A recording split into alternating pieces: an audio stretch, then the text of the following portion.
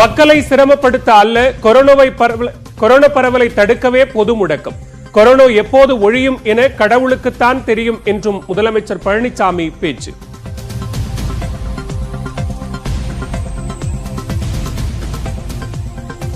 செங்கல்பட்டு மாவட்டத்தில் இதுவரை இல்லாத அளவாக ஒரே நாளில் 188 பேருக்கு தொற்று. மொத்த பாதிப்பு 3500 தாண்டியது.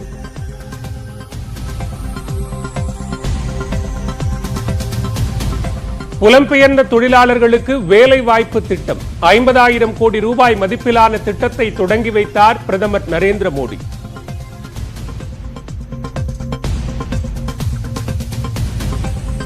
மருத்துவ படிப்பில் 27% ஒதுக்கீட்டிற்கு மத்திய அரசு ஒப்புதல் என்பது மிகப்பெரிய மோசடி, நிபந்தனைகள் அநீதியானவை என பாமக இளைஞரணி தலைவர் அன்புமணி குற்றச்சாட்டு.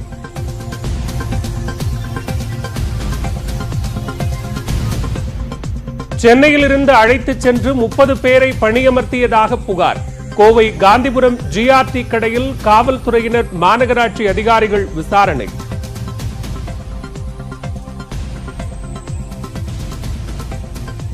மதுரை மாவட்டத்தில் நாளை இறைச்சி கடைகள் மூடல். கடந்த ஞாயிற்றுக்கிழமை கூட்டம் அதிகமாக கூடியதால் நடவடிக்கை.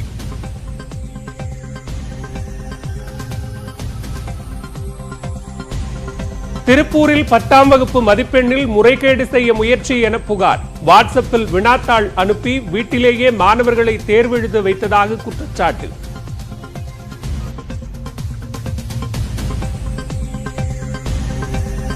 இந்திய வீரர்களை சீனா தாக்கியதை ஏற்கவே முடியாதது என விமானப்படை தளபதி பட்டாரியா பேச்சு. மோதல் நடந்த கல்வான் பகுதி தங்களுக்கே சொந்தம் என சீனா அறிவிப்பு.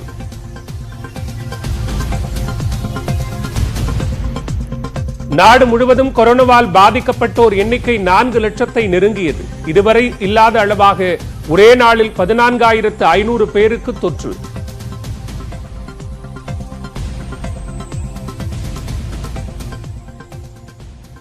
இனி விரிவான செய்திகள். தமிழகத்தில் தினமும் கொரோனா பரிசோதனையை அதிகரிக்க அறிவுறுத்தப்பட்டுள்ளதாக முதலமைச்சர் எடப்பாடி பழனிசாமி தெரிவித்துள்ளார்.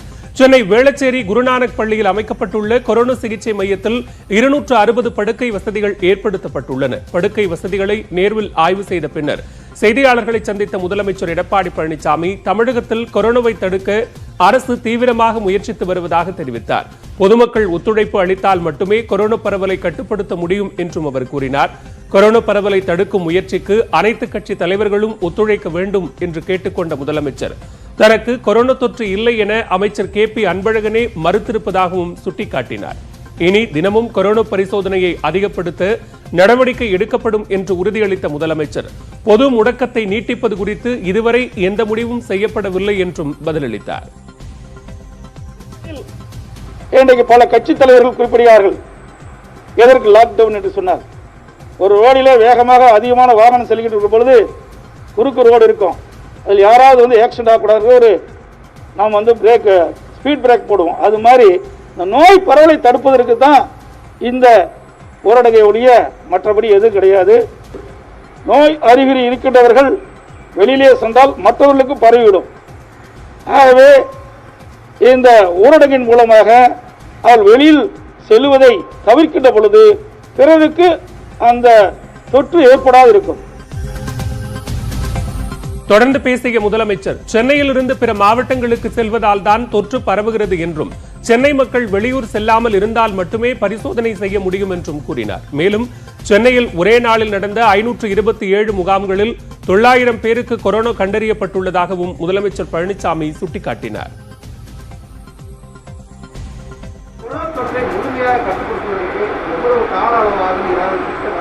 இறைவனுக்கு தான் தெரியும். இது என்ன எனக்கு தெரியுமா உங்களுக்கு தெரியுமா? நம்ம என்ன டாக்டரா கிடையாது.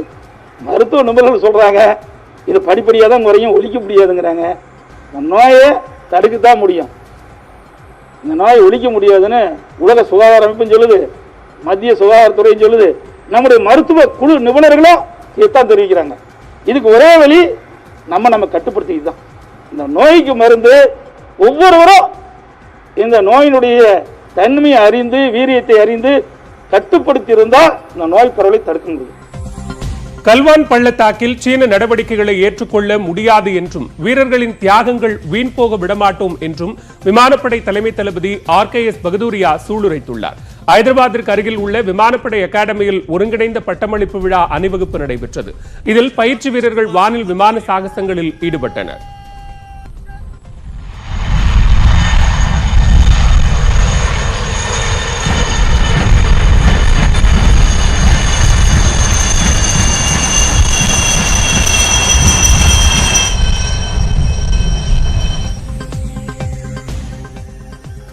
தொடர்ந்து நிகழ்ச்சியில் பேசிய விமானப்படை தலைமை தளபதி பகதூரியா, இந்திய சீன எல்லையில் அமைதியை உறுதி செய்வதற்காக அனைத்து முயற்சிகளும் மேற்கொள்ளப்படுகிறது என்று தெரிவித்தார். எல்லையில் இந்திய ராணுவ வீரர்கள் விழிப்புடன் இருந்து வருவதாக கூறிய அவர், சீனாவின் எந்த ஒரு அத்துமீறல் சம்பவத்திற்கும் பதிலடி கொடுக்க தயார் என்றும் எச்சரித்தார். மேலும் கல்வான் பள்ளத்தாக்கில் வீரர்கள் தியாகத்தை வீண்போக விடமாட்டோம் என்றும் வான்வெளியில் பிற நாடுகளின் செயல்பாடுகள் தீவிரமாக கண்காணிக்கப்பட்டு வருகிறது என்றும் விமானப்படை தளபதி பகதூரியா குறிப்பிட்டார். இந்திய நிலப்பரப்பை யாரும் ஆக்கிரமிக்கவில்லை என்றால் நமது வீரர்கள் கொல்லப்பட்டது ஏன் என்றும் அவர்கள் எங்கு கொல்லப்பட்டார்கள் என்றும் காங்கிரஸ் முன்னாள் தலைவர் ராகுல் காந்தி கேள்வி எழுப்பியுள்ளார்.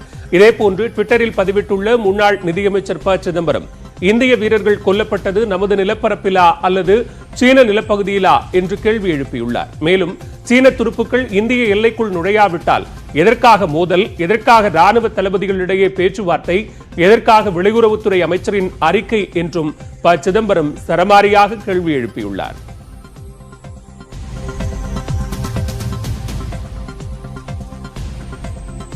கல்வான் பள்ளத்தாக்கு சீனாவுக்கு சொந்தமானது என்றும் இந்தியாதான் எல்லை கடந்து வந்து ஆத்திரமூட்டும் செயல்களை செய்ததாகவும் சீன வெளியுறவுத்துறையின் செய்தி தொடர்பாளர் ஷாவோ லிஜியான் கூறியுள்ளார். கல்வான் பள்ளத்தாக்கு பகுதியில் சீன இந்திய வீரர்களிடையே நடைபெற்ற மோதலை தொடர்ந்து சீன தூதரகத்தின் இணையதளத்தில் விளக்கம் அளித்துள்ள ஷாவோ லிஜியான், கல்வான் பள்ளத்தாக்கு சீன எல்லைக்குள் இருப்பதாகவும் பல ஆண்டுகளாக சீன வீரர்கள் அந்த பகுதியில் ரோந்து பணிகளை மேற்கொண்டு வருவதாகவும் கூறியுள்ளார். மேலும் கடந்த ஏப்ரல் மாதம் முதலே இந்திய படைகள் கல்வான் பள்ளத்தாக்கு பகுதியில் சாலைகள், பாலங்களை தொடர்ந்து வந்து அமைத்து வந்ததாகவும் இதுகுறித்து சீனா எடுத்துரைத்த போதும் எல்லை தாண்டி வந்து ஆத்திரமூட்டும் செயல்களை செய்ததாகவும் அவர் கூறியுள்ளார்.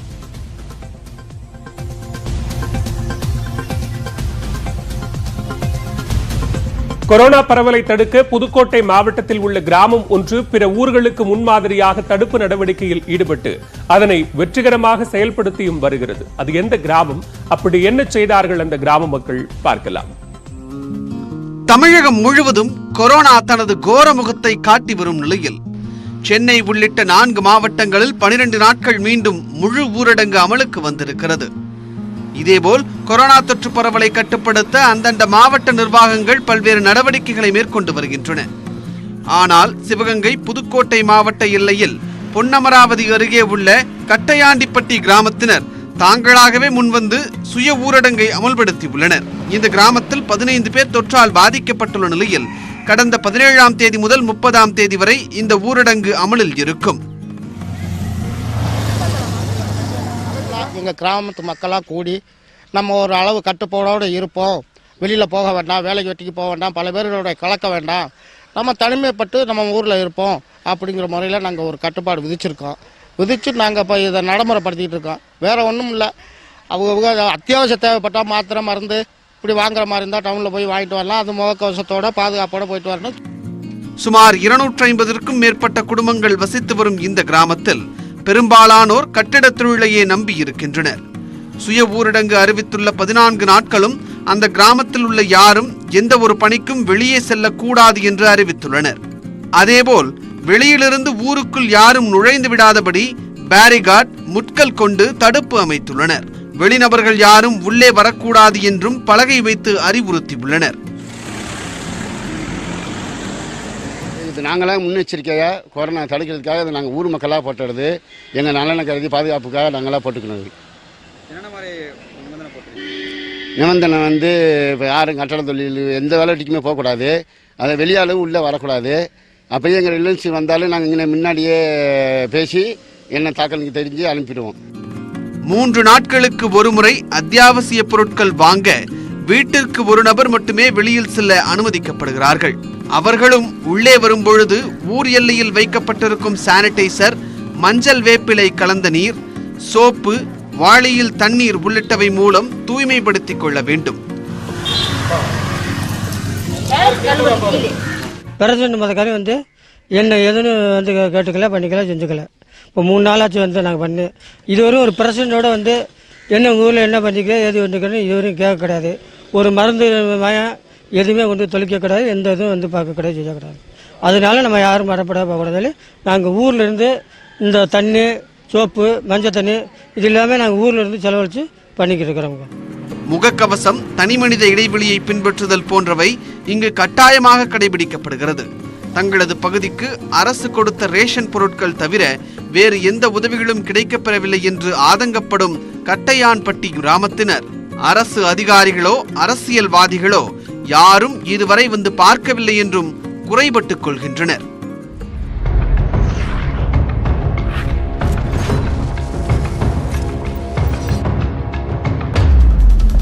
தொடர்ந்து விரைவுச் செய்திகளை பார்க்கலாம். இந்திய வான் எல்லையில் உளவு பார்த்த பாகிஸ்தானின் ஆளில்லா விமானத்தை பாதுகாப்பு படை வீரர்கள் சுட்டு வீழ்த்தினர். ஜம்மு காஷ்மீரின் கத்வா மாவட்டத்தில் காலை 5:10 மணிக்கு பாகிஸ்தானின் ஆளில்லா உளவு விமானம் பறந்ததாகவும் இந்தியாவின் நிலப்பரப்பை புகைப்படம் எடுத்திருப்பதாகவும் தெரிவிக்கப்பட்டுள்ளது. பாகிஸ்தான் விமானம் பறந்ததை அறிந்து அந்த விமானத்தை இந்திய பாதுகாப்பு படை வீரர்கள் சுட்டு வீழ்த்தியதாக கத்வா மாவட்டத்தின் காவல் கட்டுப்பாட்டு மைய போலீசார் தெரிவித்தனர். இந்திய எல்லையில் ஒருபுறம் சீனா மோதல் போக்கை கடைபிடித்து வரும் நிலையில் மற்றொரு புறம் காஷ்மீரில் பாகிஸ்தான் உளவு பார்க்க முயற்சித்திருக்கிறது. 8 மாநிலங்களில் நடைபெற்ற மாநிலங்களவை இடங்களுக்கான தேர்தலில் பாரதிய ஜனதா கட்சி 8 இடங்களையும் காங்கிரஸ் 4 இடங்களையும் வென்றுள்ளது. காலியாக இருந்த 19 மாநிலங்களவை இடங்களுக்கான தேர்தல் நேற்று நடைபெற்றது. இதில் ஆந்திராவில் ஆளும் கட்சியான OSR காங்கிரஸ் 4 இடங்களையும், மத்திய பிரதேசத்தில் பாஜக 2 இடங்களையும், காங்கிரஸ் 1 இடத்தையும் வென்றுள்ளது. அதற்கு மாறாக ராஜஸ்தானில் காங்கிரஸ் 2 இடங்களையும், பாஜக 1 இடத்தையும் பெற்றுள்ளது. குஜராத்தில் பாஜக 3 இடங்களையும், காங்கிரஸ் 1 இடத்திலும் வென்றுள்ளது. ஜார்க்கண்டில் 2 இடங்களை பாஜக பிடித்துள்ளது. மேகாலயா மற்றும் மிசோரமில் ஆளும் கூட்டணி கட்சிகள் தலா 1 இடத்தை கைப்பற்றியுள்ளன. இதன் மூலம் மாநிலங்களவையில் பாஜகவின் பலம் 81ஆக அதிகரித்துள்ளது. 2001ஆம் ஆண்டு மும்பை தீவிரவாத தாக்குதலில் தொடர்புடையதாக கருதப்படும் தொழிலதிபர் தகாவூர் ராணா மீண்டும் கைது செய்யப்பட்டுள்ளார். மும்பை தாக்குதல் சம்பவம் தொடர்பாக கனடா நாட்டை சேர்ந்த பாகிஸ்தானியரான தகாவூர் ராணா அமெரிக்காவின் சிகாகோ நீதிமன்றத்தில் சரணடைந்தார். இந்த வழக்கில் 14 ஆண்டுகள் சிறை தண்டனை விதிக்கப்பட்ட இவர் 10 ஆண்டுகளுக்கு மேலாக லாஸ் ஏஞ்சல்ஸ் சிறைச்சாலையில் அடைக்கப்பட்டிருந்தார். கடந்த வாரம் உடல்நிலை பாதிப்பு, கொரோனா வைரஸ் அறிகுறி காரணமாக விடுதலை செய்யப்பட்ட ராணா விசாரணைக்காக மீண்டும் கைது செய்யப்பட்டுள்ளார். இவரும் மும்பை தாக்குதல் குற்றவாளியான டேவிட் கோல்மேன் ஹெட்லி ஆகியோரும் உயர் பள்ளியில் ஒன்றாக படித்தவர்கள் என கூறப்படுகிறது. இதனால் தகாவூர் ராணாவை இந்தியாவுக்கு அழைத்து வந்து விசாரிக்க திட்டமிடப்பட்டுள்ளது. ஊரடங்கு நேரத்தில் பாட்டியின் வருமானம் முடங்க குடும்பத்தை காப்பாற்றுவதற்காக காய்கறி வியாபாரியாக மாறியுள்ளார் மதுரை வில்லாபுரத்தை சேர்ந்த 12 வயது மாணவி. 2 ஆண்டுகளுக்கு முன் தாய் மரணிக்க, அதன் பின்னர் தந்தை கண்டுகொள்ளாமல் போக முருகேஸ்வரியும் அவரது தம்பியையும் பாட்டி மாரியம்மாள் வளர்த்து வந்திருக்கிறார். சாலையோரம் காய்கறி விற்று பிழைத்து வந்த மாரியம்மாள் உடல்நிலை சரியில்லாததால் வீட்டில் முடங்கியுள்ளார். இந்நிலையில் பாட்டியையும் தம்பியையும் காப்பாற்றுவதற்காக 12 வயது சிறுமியான முருகேஸ்வரி காய்கறி வியாபாரத்தை கையில் எடுத்துள்ளார். கடன் தொகையில் காய்கறிகளை வாங்கி அவற்றை விற்று கடனை செலுத்தி மீதமுள்ள பணத்தில் குடும்பத்தை காப்பாற்றுகிறார் இந்த சிறுமி. இவர் வயதை ஒத்த குழந்தைகள் ஆன்லைனில் கல்வி கற்க சாலையோரத்தில் காய்கறிகளை கூவி கூவி விற்கும் நிலைக்கு தள்ளப்பட்டுள்ள முருகேஸ்வரி 6ஆம் வகுப்பில் முதல் ரேங்க் எடுக்கும் மாணவி. சென்னை ராயபுரத்தில் கொரோனா பாதிப்பு எண்ணிக்கை 6000-ஐ நெருங்கும் சூழலில் சென்னையில் உள்ள 11 மண்டலங்களில் பாதிப்பு எண்ணிக்கை 1000-ஐ தாண்டியுள்ளது. இது தொடர்பாக சென்னை மாநகராட்சி வெளியிட்டுள்ள அறிவிப்பில் ராயபுரம் மண்டலத்தின் பாதிப்பு எண்ணிக்கை 5981ஆக உயர்ந்துள்ளது. தண்டையார்பேட்டை மண்டலத்திலும் 4800 பேர் பாதிக்கப்பட்டுள்ளனர். தேனாம்பேட்டையில் 4600 பேர் பாதிக்கப்பட்ட நிலையில் கோடம்பாக்கம் மண்டலத்திலும் பாதிப்பு எண்ணிக்கை 4000-ஐ தாண்டியுள்ளது. வேகமாக கொரோனா பரவும் மண்டலங்களில் அண்ணா நகரும் தற்போது இணைந்துள்ளதால் அங்கு பாதிப்பு எண்ணிக்கை 4000-ஐ நெருங்கியுள்ளது. இதனால் சென்னையில் உள்ள மொத்தம் 15 மண்டலங்களில் 11 மண்டலங்களின் பாதிப்பு எண்ணிக்கை 1000-ஐ கடந்துள்ளது. உயிரிழந்தோரின் எண்ணிக்கை 529ஆக உயர்ந்துள்ளதாகவும் 21000 பேர் குணமடைந்திருப்பதாகவும் சென்னை மாநகராட்சி அறிவித்துள்ளது. திண்டுக்கல்லில் பட்டப்பகலில் பூசாரி ஒருவரின் வீட்டிலிருந்து 100 சவரன் நகை 35 லட்சம் ரொக்கம் கொள்ளையடித்து தப்பிய கும்பலை புதுக்கோட்டையில் போலீசார் விரட்டி பிடித்துள்ளனர். துரையாதித்தன் என்ற பூசாரியின் வீட்டிற்கு சென்ற 11 பேர் கொண்ட கும்பல் பூசாரி மற்றும் குடும்பத்தினர் 5 பேரையும் அரிவாள் முனையில் கட்டிப்போட்டு கொள்ளையடித்து சென்றுள்ளனர். பின்னர் பூசாரி துரையாதித்தன் குடும்பத்தினர் சத்தம் கேட்டு அக்கம் பக்கத்தினர் போலீசில் புகார் அளித்திருக்கின்றனர். அப்பகுதியில் உள்ள சிசிடிவி காட்சிகளை கொண்டு வாகனங்களை போலீசார் துரத்திச் சென்றனர். இறுதியில் கொள்ளை கும்பலில் 7 பேரை பொதுமக்கள் ஒத்துழைப்புடன் புதுக்கோட்டையில் வைத்து போலீசார் பிடித்தனர். அவர்களிடமிருந்து 53 சவரன் நகை, 507 கிராம் வெள்ளி மற்றும் 35 லட்சம் ரொக்கம் பறிமுதல் செய்த போலீசார் தப்பியோடியவர்களை தேடுகின்றனர். தமிழக கேரள எல்லைப் பகுதியில் புலி தாக்கி இளைஞர் ஒருவர் உயிரிழந்தார். வயநாடு மாவட்டம் பசவன் காலனியைச் சேர்ந்த சிவன் விறகு சேகரிப்பதற்காக புல்பள்ளி வனப்பகுதிக்கு சென்றார். நீண்ட நேரமாகியும் இளைஞர் வீடு திரும்பாததால் வனத்துறைக்கு தகவல் தெரிவிக்கப்பட்டது. இதையடுத்து தேடுதல் பணி முடுக்கிவிடப்பட்ட நிலையில் அங்குள்ள முட்புதருக்குள் வனவிலங்குகளால் உட்கொள்ளப்பட்டு தலை மற்றும் கை கால்களுடன் கிடந்த உடல் பாகங்களை வனத்துறையினர் கைப்பற்றினர். விசாரணையில் புலி தாக்கி இளைஞர் சிவன் உயிரிழந்தது உறுதிப்படுத்தப்பட்டது. இளைஞரின் குடும்பத்திற்கு 10 லட்சம் ரூபாய் நிதியுதவி வழங்கிய கேரள அரசு புலியை கூண்டு வைத்து பிடிக்க முடிவு செய்துள்ளது. கோவை இடையர்பாளையத்தை சேர்ந்தவரை காதல் செய்து சாதி மறுப்பு திருமணம் செய்து கொண்ட இளம்பெண் அவரது பெற்றோரால் கடத்தப்பட்டதாக துடியலூர் போலீஸ் நிலையத்தில் புகார் அளிக்கப்பட்டுள்ளது. கோவை இடையர்பாளையத்தை சேர்ந்த கார்த்திகேயன் என்பவரும் திருச்சியைச் சேர்ந்த சக்தி தமிழினி பிரபா என்பவரும் கடந்த 5ஆம் தேதி சாதி மறுப்பு திருமணம் செய்து கொண்டனர். பின்னர் கார்த்திகேயனின் வீட்டில் இருவரும் வசித்து வந்த நிலையில் சக்தி தமிழினியின் பெற்றோர் மற்றும் உறவினர்கள் அங்கு சென்றுள்ளனர். பின்னர் கார்த்திகேயனையும் அவரது தாய் வசந்தகுமாரியையும் தாக்கிவிட்டு சக்தி தமிழினியை திருச்சி அழைத்து சென்றதாக கூறப்படுகிறது. இந்நிலையில் தனது மனைவியை ஆணவ கொலை செய்ய வாய்ப்புள்ளதால் அவரை மீட்டு தருமாறு கார்த்திகேயன் போலீசில் புகார் அளித்துள்ளார். போகும்போது கூப்பிடுறேன், சக்தின்னு கூப்பிடுறேன். அவள் திரும்பி வா கார்த்தியை கூட்டிகிட்டு போ, வா கார்த்தின்றா. இவங்க தர நிறுத்திட்டு போயிட்டாங்க. கூட வந்து எல்லாரும் என்னை மிரட்ட ஆரம்பிச்சிட்டாங்க. எனக்கு என்ன பண்ணுறேன்னு தெரியல. கிட்ட போகிற காரில் எடுத்துகிட்டு சர்ன்னு போயிட்டாங்க. கூட வந்து 2 பேர் வந்து வா நீ சாயோவா காலனி ஸ்டேஷன் தான் நான் வரேன், வா பார்த்துக்கலாம், வா அங்கே வச்சு பேசிக்கலாம் வா அப்படின்னு சொல்லி மிரட்டிட்டு போனாங்க. உன்னை கொல்லாமல் விட மாட்டேன், எங்கள் பொண்ணு எப்படி பண்ணுன்னு எனக்கு தெரியும் அப்படி இப்படின்னு சொல்லி மிரட்டிட்டாங்க. என் பொண்டாட்டி என்ன ஆனான்னு கூட எனக்கு தெரியலைங்க. அவளை ஆல்ரெடி பிரச்சனையானப்போ கொண்டுருவேன், வெட்டி செப்டிக் டேங்க்ல போட்டுருவேன் எல்லாம் அவங்க அப்பா மிரட்டி இருக்காருங்க. இந்தியாவில் ஒரே நாளில் 14,000க்கும் மேற்பட்டோருக்கு கொரோனா கண்டறியப்பட்டதால் நோயால் பாதிக்கப்பட்டோர் எண்ணிக்கை 3,95,000 கடந்துள்ளது.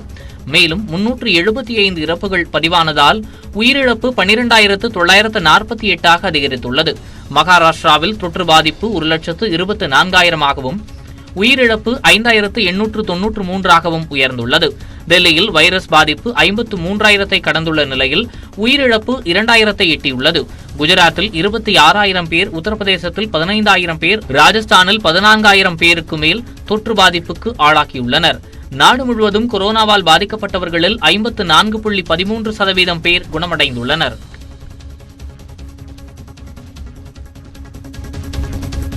சென்னையில் தொடர்ந்து 14வது நாளாக பெட்ரோல் டீசல் விலை உயர்த்தப்பட்டுள்ளது. அதன்படி பெட்ரோல் விலை லிட்டருக்கு 45 காசுகள் உயர்த்தப்பட்டு 82 ரூபாய் 27 காசுகளாக நிர்ணயிக்கப்பட்டுள்ளது. டீசல் விலையும் லிட்டருக்கு 52 காசுகள் உயர்ந்து 75 ரூபாய் 29 காசுகளாக விற்பனை செய்யப்பட்டு வருகிறது. கடந்த 14 நாட்களில் மட்டும் பெட்ரோல் விலை லிட்டருக்கு 6 ரூபாய் 73 காசுகளும் டீசல் விலை லிட்டருக்கு 7 ரூபாய் 7 காசுகளும் உயர்ந்துள்ளன. ஆஸ்திரேலியாவில் மீன்பிடி வலையில் சிக்கிய 2 திமிங்கலங்களை மீட்புக் குழுவினர் போராடி விடுவித்தனர். கோல்டு கோஸ்ட் கடல் பகுதியில் மீன்பிடி வலைக்குள் தாய் மற்றும் குட்டி திமிங்கலம் சிக்கியுள்ள தகவல் மீட்புப் படையினருக்கு தெரியவந்தது. இதனையடுத்து திமிங்கலங்கள் நீந்திக் கொண்டிருந்த பகுதிக்கு சென்ற மீட்புப் படையினர் 2 மணி நேரம் போராடி அவற்றை விடுவித்தனர். வலையின் பிடியிலிருந்து விடுவிக்கப்பட்ட திமிங்கலங்கள் ஆழ்கடல் பகுதிக்கு சென்று மறைந்தன.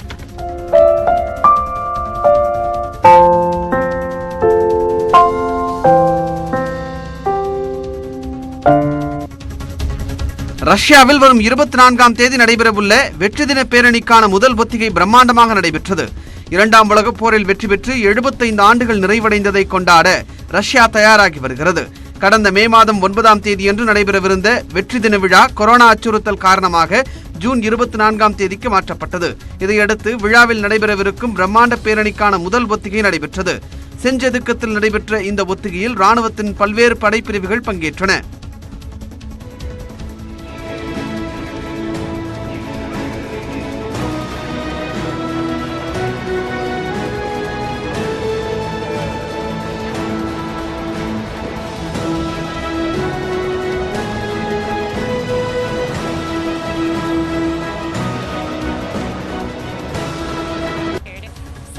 ஸ்வீடனில் நள்ளிரவு நேரத்தில் ஒளிரும் சூரியனின் மிதமான சூட்டில் பனிச்சறுக்கு செய்ய விளையாட்டு பிரியர்கள் ஆர்வமுடன் வரத் தொடங்கியுள்ளனர். கொரோனா அச்சுறுத்தல் இருந்தபோதும் ஸ்வீடனில் பனிச்சறுக்கு விளையாடும் பகுதிகள் திறந்தே வைக்கப்பட்டுள்ளன. கோடை காலத்தின் மத்தியில் ஆர்டிக் பகுதியில் நள்ளிரவு நேரத்திலும் சூரியன் ஒளி வீசிக் கொண்டிருக்கும். மிட் சம்மர் என்பது ஸ்வீடனின் முக்கியமான விழாக்களில் ஒன்றாக கொண்டாடப்படுகிறது. மிட் சம்மர் விழாவை குடும்பத்தினர் ஒன்றாக சேர்ந்து ஆடிப்பாடி உணவருந்தி கொண்டாடி மகிழ்கின்றனர். கொரோனா பரவலால் பல விழாக்கள் ஆன்லைனில் கொண்டாடப்பட்ட போதும் மிட் சம்மரில் பனிச்சறுக்கு செய்யும் பரவசத்தை பெற பலர் ஆர்டிக் பகுதியில் உள்ள ரிக்ஸ் கிரான்சனுக்கு வர தொடங்கியுள்ளனர்.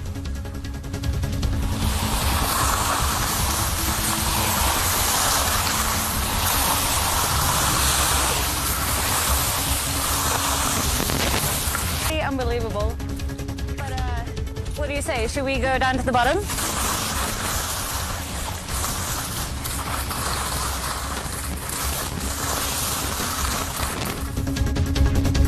உலகம் முழுவதும் கொரோனாவால் பாதித்தோர் எண்ணிக்கை 87,56,000 கடந்துள்ள நிலையில் 4,62,200 பேர் உயிரிழந்துள்ளனர்.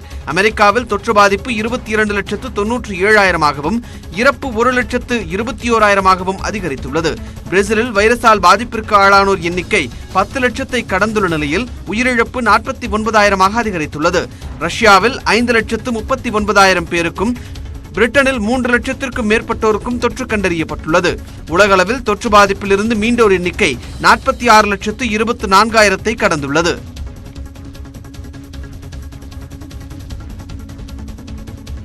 விரைவுச் செய்திகளை தொடர்ந்து மற்ற செய்திகளை பார்க்கலாம். திருப்பூர் செட்டிப்பாளையம் பகுதியில் அமைந்துள்ள ராமகிருஷ்ண வித்யாலயா பள்ளியில் 10 மற்றும் 11ஆம் வகுப்பு பயிலும் மாணவர்களின் மதிப்பெண்ணை உயர்த்த புதிதாக அரையாண்டு தேர்வு நடத்தப்பட்டது அம்பலமாகியுள்ளது. ராமகிருஷ்ண வித்யாலயா பள்ளியில் பயிலும் மாணவர்களுக்கு வாட்ஸ்அப் மூலமாக அனைத்து பாடங்களுக்குமான கேள்வித்தாள்கள் அவர்களின் செல்போனுக்கு அனுப்பப்படுகிறது. இதற்கான விடைகளை வீட்டிலேயே எழுதும் மாணவ மாணவிகள் பள்ளியில் சென்று விடைத்தாள்களை ஒப்படைக்கின்றனர். இதுகுறித்து தகவல் அறிந்த எமது செய்தியாளர் பள்ளிக்கு சென்ற மாணவர்களின் பைகளை வாங்கி சோதனையிட்டுள்ளார். அதில் அரையாண்டு தேர்வுக்கான விடைத்தாள்கள் சிக்கின. இதுகுறித்து தகவல் அறிந்த பள்ளி நிர்வாகத்தினர் எமது செய்தியாளருடன் வாக்குவாதத்தில் ஈடுபட்டனர். எதுக்கு நீங்க இப்ப எழுதுறீங்க? ஹலோ ஹலோ, எதுக்கு நீங்க போடுறீங்க? போலீஸை வர சொல்லுங்க. நாங்க போறது இருக்கட்டும். போலீஸை வர சொல்றேன், இருங்க. போலீஸை வர சொல்றேன், இருங்க. பேசுவாங்க, வந்து பேசுவாங்க, இருங்க. என்ன மிரட்டுறீங்களா? இல்ல என்ன மிரட்டுறீங்களான்னு கேக்குறேன். எவ்வளவு மார்க்குக்கு எவ்வளவு வாங்குறீங்க? மார்க்குக்கு எவ்வளவு வாங்குறீங்க? ஸ்கூல்ல கேட்டாக்கா இப்ப எடுத்துட்டு போய் எல்லாரும் தருவீங்களா? தமிழ் 2ஆம் தாள்,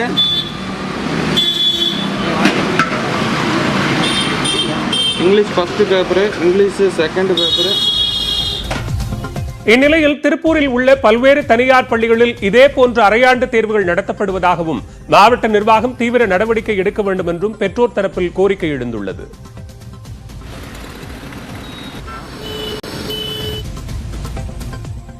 புலம்பெயர் தொழிலாளர்களுக்கான வேலை வாய்ப்புகளை உருவாக்கும் வகையில் கரீப் கல்யாண் ரோஜ்கர் அபியான் திட்டத்தை பிரதமர் நரேந்திர மோடி தொடங்கி வைத்தார்.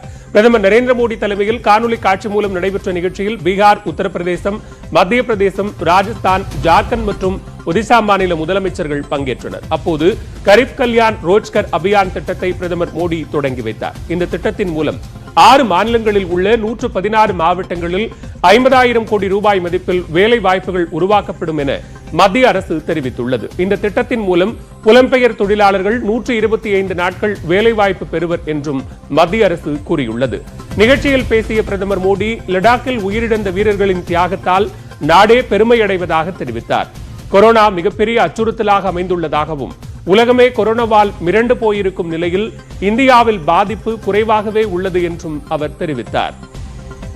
கொரோனாவுக்கு எதிராக கிராம மக்கள் போரிடும் முறை நகர மக்களுக்கும் போதிக்கும் வகையில் அமைந்துள்ளதாகவும் பிரதமர் பெருமிதம் தெரிவித்தார். தொழிலாளர்களின் தேவைகளையும் உணர்வுகளையும் நாடு புரிந்து கொண்டுள்ளதாகவும் பிரதமர் கூறினார்.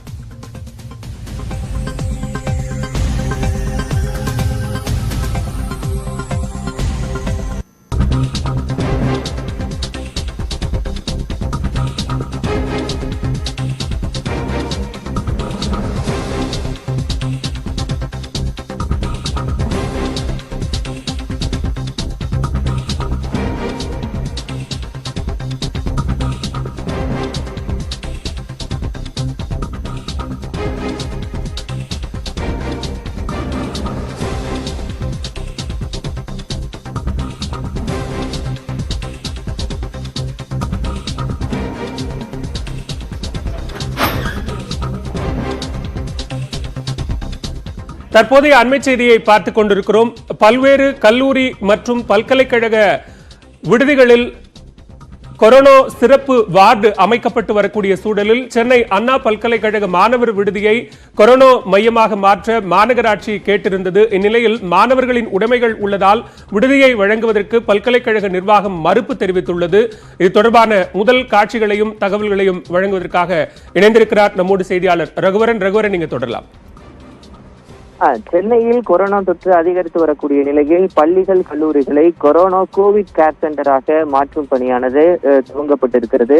இதில் காலையில் முதலமைச்சர் தெரிவித்தபடி ஏற்கனவே 17,500 சிறப்பு படுக்கை வசதிகள் ஏற்படுத்தப்பட்டிருந்தாலும் இருக்கக்கூடிய மற்ற அரசு மற்றும் அரசு சார்பில்லாத கல்லூரிகளை கொரோனா வார்டுக்கான படுக்கை வசதிகள் உள்ள ஒரு மருத்துவ கேர் சென்டராக மாற்ற நடவடிக்கை எடுக்கப்பட்டு வருகிறது. அதன் அடிப்படையில் சென்னை அண்ணா பல்கலைக்கழகத்தை கொரோனா கேர் சென்டராக மாற்ற ஏற்பாடு செய்யப்பட்டது. அதற்கு கல்லூரி நிர்வாகத்தின் சார்பாக மாணவர்களினுடைய உடைமைகள்லாம் இருக்கு, அதனால கேர் சென்டராக மாற்றுவதற்கு சில பிரச்சனைகள் இருக்கு அப்படின்னு சொல்லிட்டு கல்லூரி நிர்வாகம் சார்பாக தெரிவிக்கப்பட்டிருந்தது. இந்த நிலையில் கல்லூரி நிர்வாகத்துடன் மாநகராட்சி அதிகாரிகள் காலையிலிருந்து கிட்டத்தட்ட 1 மணி நேரம் தற்போது பேச்சுவார்த்தையில் ஈடுபட்டார்கள்.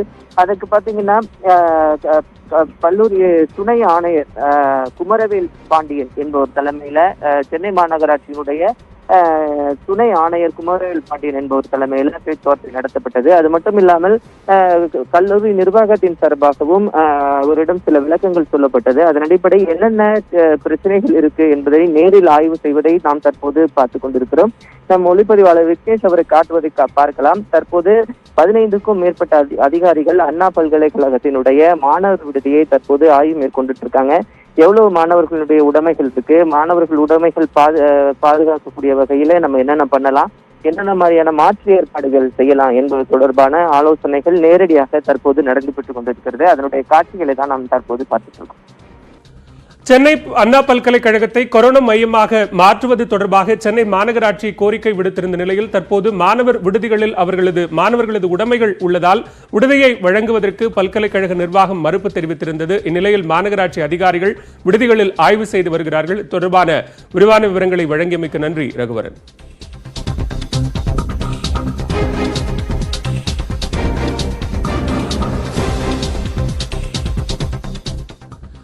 நடிகை கீர்த்தி சுரேஷ் நடிப்பில் இணையதளத்தில் வெளிவந்துள்ள பெண்குயின் திரைப்படம் எப்படி இருக்கிறது என இந்த தொகுப்பில் பார்க்கலாம். கொரோனா வைரஸ் தொற்று காரணமாக திரையரங்குகள் மூடப்பட்டுள்ள நிலையில் திரைப்படங்களை நேரடியாக இணையத்தில் வெளியிடும் வழக்கம் தமிழ் சினிமாவில் துவங்கியுள்ளது. ஜோதிகா நடிப்பில் பொன்மகள் வந்தால் படத்தை தொடர்ந்து கீர்த்தி சுரேஷ் நடிப்பில் ஈஸ்வர் கார்த்திக் இயக்கத்தில் உருவாகியுள்ள பெண்குயின் திரைப்படமும் இணையதளத்தில் வெளியிடப்பட்டுள்ளது. இந்த காடு 1000 சதுர கிலோமீட்டர் பரவி கிடக்கு. இந்த காட்டுக்குள்ள போயிட்டு வர்றதுக்கு நிறைய வழி இருக்கு. ஸ்பெசிஃபிக்கா அவன் எங்க போய் தேடுறது? அஜய் இறந்து போயிட்டான்னு நினைக்கிறேன். அவனுக்கு ஒன்றும் ஆயிருக்காது. இங்க ரெஸ்ட் இன் பீஸ்னு போட்டு ஒரு ஃப்ளவர் பொக்கே கிடைக்கு சார். ஒரு சதையா இருக்கு சார். குழந்தைகளை கடத்தி கொலை செய்யும் சைக்கோ கில்லர் திரைப்படமாக உருவாகியுள்ள இந்த திரைப்படத்திற்கு ரசிகர்கள் மத்தியில் கலவையான விமர்சனங்கள் கிடைத்துள்ளன. குழந்தைகளுக்கு தாயாக நடிக்க வாய்ப்புள்ள ஒரு கதாபாத்திரத்தை தேர்வு செய்து முதிர்ச்சியான நடிப்பை வெளிப்படுத்தியுள்ள கீர்த்தி சுரேஷ் நடிகை திலகம் திரைப்படத்திற்காக தனக்கு வழங்கப்பட்ட தேசிய விருது சரிதான் என்பதை மீண்டும் நிரூபித்திருக்கிறார்.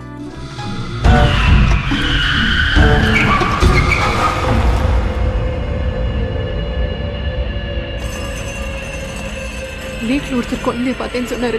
கண்டிப்பா அது அஜயா தான் சார் இருக்கும். அது அஜயா இருக்காது. ஊர்ல இன்னொரு குழந்தைய காணோம். அதோடு படத்தில் ஒரு சில இடங்களில் லாஜிக் மீறல் காட்சிகளை தவிர்த்திருக்கலாம். படம் முழுவதும் வரும் பின்னணி இசை த்ரில்லிங் காட்சிகளுக்கு வலு சேர்க்கிறது. பெண்குயின் திரைப்படத்திற்கு சந்தோஷ் நாராயணன் இசையமைத்துள்ளார். கார்த்திக் பழனியின் ஒளிப்பதிவு இரவின் அச்சத்தை படம் பார்ப்பவர்களுக்கு கடத்துகிறது.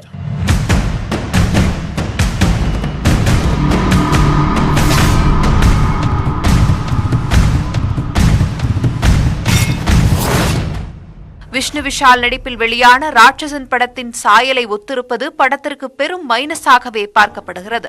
த்ரில்லர் திரைப்படத்தை விரும்பி பார்க்கும் ரசிகர்களுக்கு இந்த திரைப்படம் நல்ல தேர்வாக அமைந்துள்ளது. தமிழ் சினிமாவின் ஆகச் சிறந்த த்ரில்லர் திரைப்படங்களில் ஒன்றாக உருவாகி இருக்க வேண்டிய இந்த திரைப்படம் கவனம் செலுத்தாத கிளைமாக்ஸ் காட்சியால் அந்த அந்தஸ்தை இழந்துள்ளது.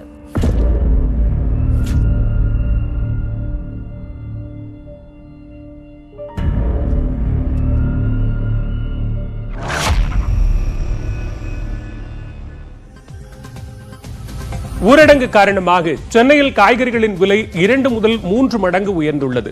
கொரோனா தொற்று பரவலை கட்டுப்படுத்தும் விதமாக சென்னை உள்ளிட்ட 4 மாவட்டங்களில் நேற்று முதல் முழு ஊரடங்கு அமலுக்கு வந்துள்ளது. காய்கறி வாங்குவதற்காக பொதுமக்கள் வெளியே வருவதை தடுக்கும் வகையில் நடமாடும் காய்கறி கடைகளுக்கு மாநகராட்சி அனுமதி வழங்கியுள்ளது. இந்நிலையில் வரத்து குறைவு மற்றும் திருமழிசையில் சென்று வாங்கி வருவதன் காரணமாக காய்கறிகளின் விலை அதிகரித்துள்ளது. தக்காளி கிலோ 40 ரூபாய், இஞ்சி 100 ரூபாய், பச்சை மிளகாய் 60 ரூபாய்க்கும் விற்பனையாகிறது.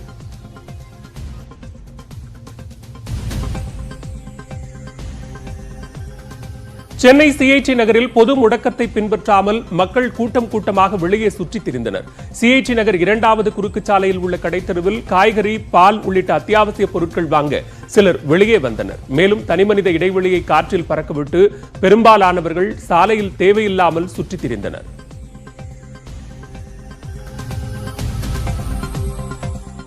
மேலும் பல்வேறு செய்திகளை விரிவாக தெரிந்து கொள்ள நியூஸ் 18 தமிழ்நாடு தொலைக்காட்சியின் பேஸ்புக், ட்விட்டர் மற்றும் யூடியூப் உள்ளிட்ட வலைதள பக்கங்களை பார்க்கவும்.